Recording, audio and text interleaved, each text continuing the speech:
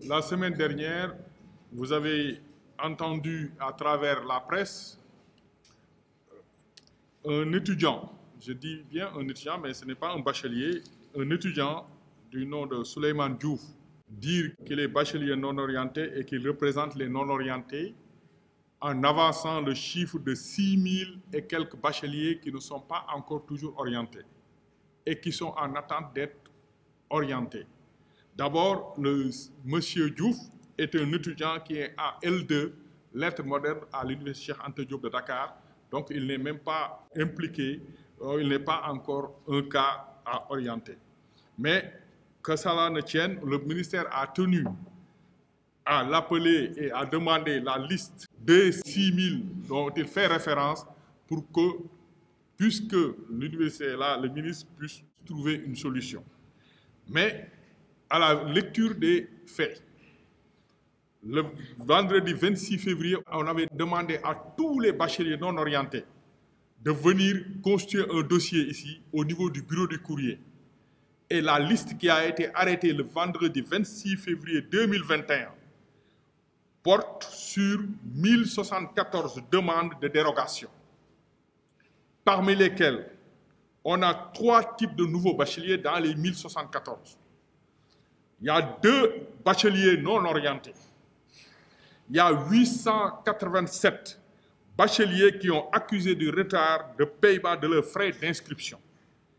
Et enfin, il y a 185 bacheliers qui n'ont pas pu valider le dossier sur Campus 7.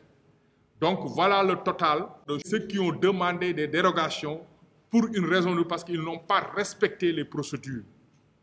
Et étant donné qu'au niveau de Campus 7, quand la plateforme est fermée, ceux qui n'ont pas validé perdent leur place parce que vous avez les titulaires et les suppléants.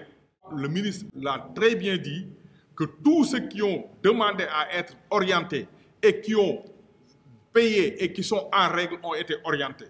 Donc tous les 1074 qui sont là, ce sont des bacheliers qui n'ont pas pu terminer la procédure pour une raison ou pour une autre.